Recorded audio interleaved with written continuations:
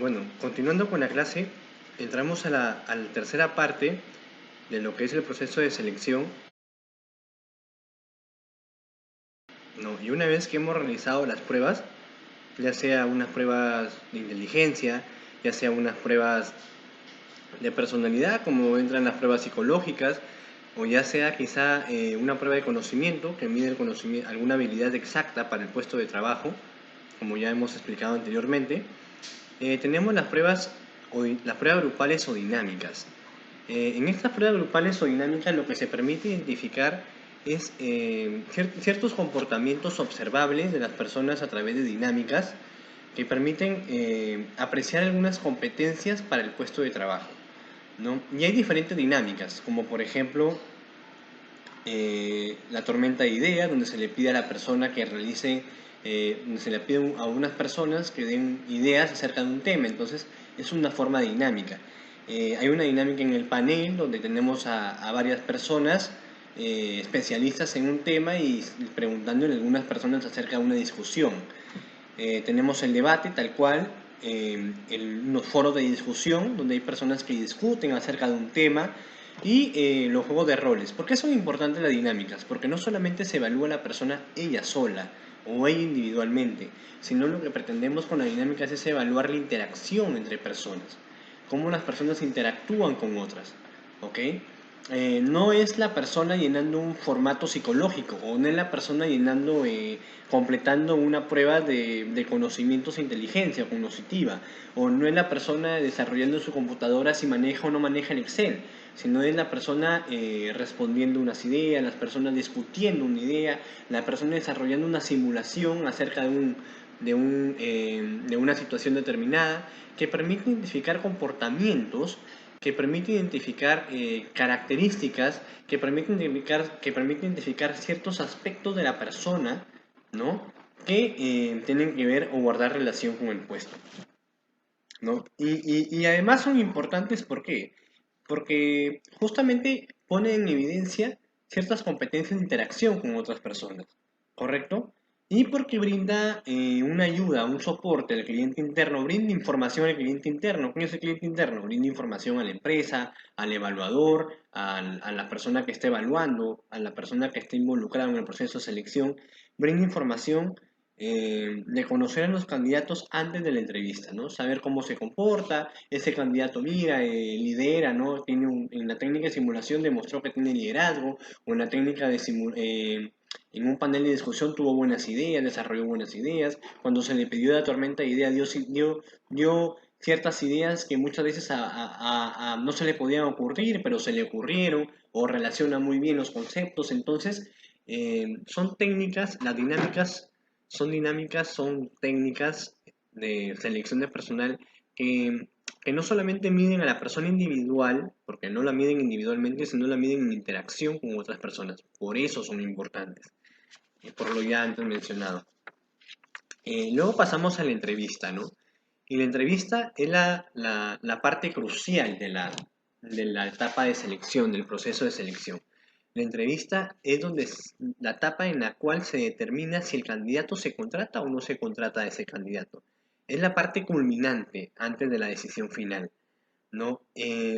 Con la entrevista nosotros, los entrevistadores o el cliente interno que es la organización, busca validar toda la información que ha sido dada por el candidato hasta el momento, ¿no? O sea, con la entrevista nosotros podemos validar todo lo que el candidato nos dijo, lo que puso en su CV, lo que el candidato menciona las competencias que tiene, lo que quizá pudimos ver en ciertos comportamientos en las dinámicas, o quizá tuvo un cierto aspecto en la personalidad, en el test de personalidad, que por ahí podemos ir preguntando por qué lo hizo así o por qué no lo hizo así. Entonces, brinda ciertos aspectos las pruebas la entrevista para validar toda esa información que se nos ha sido dada hasta el momento, ¿no? Y es considerada por la mayoría de autores como la herramienta más certera, ¿no? La herramienta que valoriza más el proceso de selección, ¿no? Es la herramienta más que ayuda a escoger, a tener la idea adecuada para escoger al candidato. Pero para ello, el entrevistador debe tener en claro muchas cosas. Colocándonos del lado de la organización, nosotros como entrevistadores tenemos que saber primero cuáles son las funciones y responsabilidades del puesto. Segundo, tenemos que saber cuáles son las competencias que necesita ese puesto en una entrevista. Antes de ir a una entrevista tenemos que tener claras esas cosas. Funciones y responsabilidades, cuáles son las competencias de ese puesto, competencias, requerimientos, habilidades, porque vamos a preguntar, a entrevistar en función de ellas. Tercero, tenemos que tener a la mano cuáles son los resultados de las pruebas y dinámicas, ¿ok? Nosotros no podemos hacer la entrevista no teniendo idea de cómo salió el candidato en sus pruebas o dinámicas. ¿Por qué? Porque en las pruebas y dinámicas nos dan una idea, ¿no? O nos dan determinadas características de ese candidato que necesitamos preguntar en la entrevista. Nosotros no podemos ir a la entrevista sin tener nada a la mano. Y sobre todo tenemos que haber leído muy bien el CV de esta persona. Porque muchas veces en los CVs se coloca información que nosotros podemos preguntar y que tienen cierta incoherencia y se puede preguntar. Como por ejemplo, si una persona menciona en su CV que es administrador de empresa, ¿no? Pero en la entrevista nos coloca que estudió ingeniería industrial 3 años y que no la terminó y que estudió administración de empresas, nosotros podríamos preguntar por qué estudió administración de empresas, si hay, por qué cambió de carrera o por qué se optó nuevamente por la administración de empresas. Entonces, esas características, esas preguntas que pueden salir, pueden ser claves para determinar cómo es esta persona o qué le motiva a la persona. ¿Perfecto? Correcto. Pero ahora, colocándonos de la parte del entrevistado, del candidato, todos los candidatos tienen que antes de presentarse a una entrevista, saber muy bien quién es la empresa, saber muy bien a qué se dedica. Si es necesario, podemos leer la memoria anual de la empresa. Es indispensable hoy en día leer la memoria anual de la empresa porque nos da ideas claras acerca de los valores de la empresa, los resultados, su plan estratégico, qué es lo que esperan, cuál es la misión, cuál es la visión, cómo ha ido creciendo la empresa, cuáles son sus ideas, cuáles son sus aspiraciones, etc. La memoria anual es una fuente muy importante como candidato para poder presentarnos a una entrevista. Es importante preparar posibles preguntas, ¿no? Nosotros podemos, que sean en nuestro interés, que nos motiven a nosotros, ¿no? Posibles preguntas. Por ejemplo, yo como entrevistado quisiera saber cuál va a ser mi plan de carrera en esta empresa, preguntarlo, ¿no? ¿Qué plan de carrera tengo? ¿Cómo puedo desarrollarme profesionalmente? ¿Quiénes son los clientes? ¿Por qué tuvieron tal percance en tal año? ¿Cómo no lo resolvieron? Esas preguntas nosotros también podemos hacérselas a las empresas. Preparar la vestimenta adecuada. Es importantísimo ir acorde a la ocasión, ¿no? Y claro está que algunos puestos de trabajo requieren una vestimenta un poco más formal, otros puestos de trabajo una vestimenta un poco más sport, pero no podemos ir pues en pantalones jeans, en zapatillas y en polo a una entrevista de trabajo. Y hay puestos que muchas veces no requieren tampoco ir con corbata y con saco o con terno, ¿no? Con terno tal cual, o con ropa formal para las damas, ¿no? Y con tacos. Entonces, hay trabajos, hay perfiles y perfiles, ¿no? Entonces, hay que tenerlo muy en cuenta ese aspecto. Les quería comentar que lo recomendable para los profesionales del talento humano, para las personas que hacen selección, la regla de oro es que el candidato habla 80% y el entrevistado habla un 20%. ¿Correcto? Esa es la regla de oro. La regla de oro es que que el entrevistado no demore mucho tiempo, no realice muchas preguntas, que sea más bien el candidato, perdón, que el evaluador no realice muchas preguntas, sino que sea el candidato el que esté en constante explicación de lo que se está preguntando. A partir de ello hay varios tipos de entrevista. La entrevista estructurada, que es la que ya se sido un formato de preguntas que le vamos haciendo al entrevistador, las preguntas derivadas, que es la entrevista que se va desarrollando conforme va avanzando el tiempo, se va desarrollando paso a paso. Nosotros preguntamos, el entrevistador responde y a partir de lo que nos responde, nosotros comenzamos a desarrollar más preguntas en función de lo que nos va respondiendo el candidato, ¿correcto? Las preguntas de estrés, las entrevistas de estrés, donde se genera cierta ansiedad, las de panel, varios interrogantes, ¿no? Hay ciertas entrevistas así que más forma parte de una dinámica, ¿no? La de situacional, que pone en evidencia una situación, y la de experiencias pasadas, ¿ok? La situacional la podemos poner un poco ya como entrevistas por competencias, ¿no?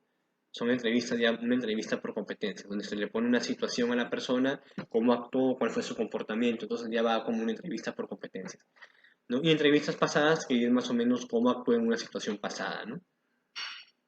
Hay tres partes de la entrevista que tenemos que tener muy en claro.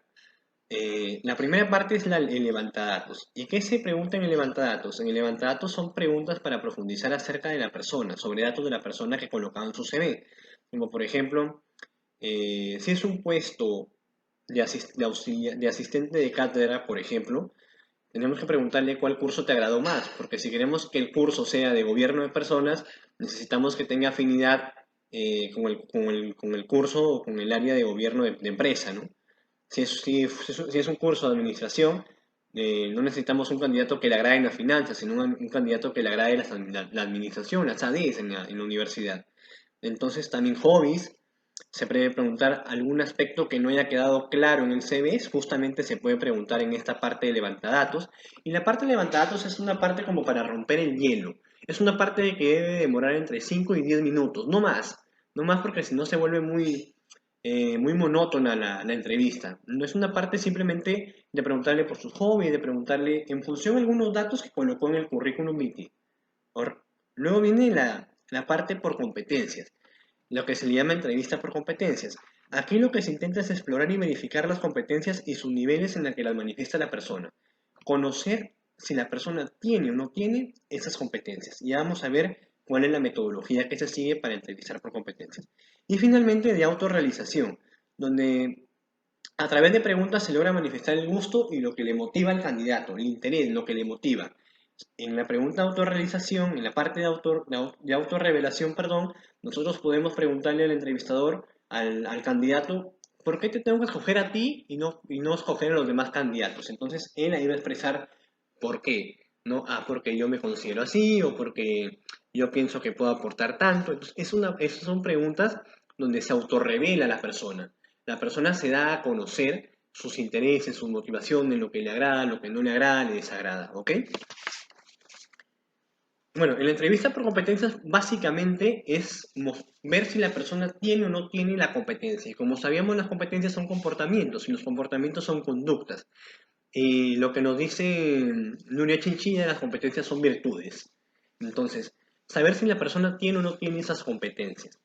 Y hay una metodología bastante clara respecto a a las competencias, que es el método STAR, ¿no? El STAR es una estrella, la metodología STAR.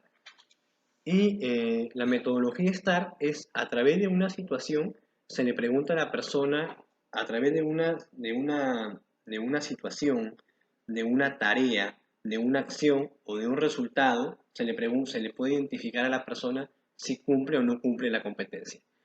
Es más o menos lo parecido a la metodología Parla, pero la metodología STAR es muy puntual, ¿no? Es más sintetizada. Entonces, esta metodología STAR le va a dar al evaluador, ¿no? O al entrevistador ciertos datos acerca del comportamiento y si tiene o no tiene la persona. En sus diapositivas, exactamente en la diapositiva 25, hemos considerado la competencia de proactividad. Entonces, se debe seguir las cuatro partes de la palabra estar. S, que es la situación. Se le pregunta a la persona por una situación. Por ejemplo, en el ejemplo tenemos la competencia de proactividad.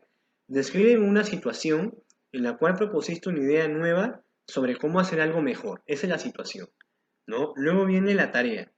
¿Cuál fue tu idea? O sea, ¿qué es lo que tú hiciste ante esa situación? ¿Correcto? La acción. ¿A quiénes tuviste que convencer? O sea, eh, ¿a quiénes tuviste que convencer? ¿No? ¿Y cómo te planteaste esa idea? O sea, ¿qué es lo que hiciste en la acción? ¿No? En la acción de que se produjo. O sea, ¿qué lograste con esa acción? ¿Qué es lo que hiciste? ¿Cuál era la acción que tenías que hacer? ¿Perfecto? Y finalmente el resultado que es qué obtuviste a partir de ello. Ustedes pueden identificarlo claramente en la diapositiva número 25, demuestra el ejemplo claro las preguntas acerca de cómo se hace una entrevista por competencias. ¿no? Y es un ejemplo de una competencia. Y hay miles de competencias, N competencias en el diccionario de Marta Allen, tienen muchas competencias, inclusive de los distintos niveles jerárquicos, que pueden utilizar esa metodología STAR a esa competencia determinada. ¿Correcto? Finalmente, lo importante para ir a una entrevista es la presentación personal, prepararse muy bien, recuerden leer la memoria anual, conocer a la empresa, generar confianza, ¿no? No ir tensos, porque recuerden que los que entrevistan también saben de gestualización, de gestos, y saben cuando la persona cruza las manos, saben cuando la persona mira abajo, saben cuando la persona mira arriba o cuando la persona mueve las piernas. Entonces, esos son ciertos datos o información que puede servir para ser seleccionado o para no ser seleccionado. No se trata tampoco de hablar demasiado, ¿no? De expresar o de irse por la tangente, porque muchas veces los entrevistadores, cuando te estás yendo por otros lados, como tienen que ser puntuales y recabar información clara y sintetizada, entonces te van a decir, ok, pero yo quiero que te van a siempre a orientar a tu respuesta. ¿Perfecto? Entonces, no evadamos respuestas, eh, no hay que evadir preguntas tampoco, o sea, si me la preguntan, contestarla con total normalidad y no estar nervioso. Prepararse muy bien, ser honesto en lo que estás diciendo, ser honesto en tus datos. Porque si hay una incoherencia entre tu CV, entre lo que estás comentando, entre tu comportamiento, probablemente no seas un adecuado candidato a ese puesto. Bueno, y finalmente, pues encontramos la decisión final, ¿no? Y la decisión final debe estar reforzada por las referencias, ¿no? Después de que nosotros hemos tenido el candidato, le hemos hecho la entrevista, un paso previo a la decisión final es identificar las referencias. Y las referencias se hacen, bueno, hay una parte, exámenes médicos, son referencias, también otra parte, llamar a la persona, ¿no? Al candidato, si hay la parte subjetiva, que es llamar a un colaborador antes, un colaborador tuyo que trabajó contigo antes, o a un compañero de trabajo, a tu jefe, pero hay que cogerlo con pinzas eso, porque esa información es subjetiva, entonces hay que, como buenos evaluadores, como buenos directivos o como buenos colaboradores del área del talento humano, tenemos que saber que los objetivos siempre se coge con cuidado. Esa información se recolecta con cuidado. ¿Por qué se recolecta con cuidado? Porque la información subjetiva es una información. Por ejemplo, si yo le pregunto a un jefe que probablemente no se llevó bien contigo, me diga cosas malas de ti, ¿no? Me diga cosas inadecuadas de ti y me sesga. Me puede sesgar que eres un mal candidato cuando verdaderamente eres un buen candidato, sino que tuvo un problema contigo anteriormente. Por eso es importante no tener solamente un punto de vista, sino tener varios puntos de vista. Luego de elaborar todas las referencias formales o subjetivas, formales son tráeme tu libreta de notas o tu certificado de trabajo o los años que estuviste en tal empresa, son formales y lo subjetivo es llamar a personas que han tenido contacto contigo y preguntarle qué logro tuviste, cómo te desarrollaste, trabajarías nuevamente con él. Son preguntas que me pueden dar una idea de tus referencias. ¿Perfecto? Luego de ello viene la decisión final, y la decisión final pues es de escoger a la persona, ¿no?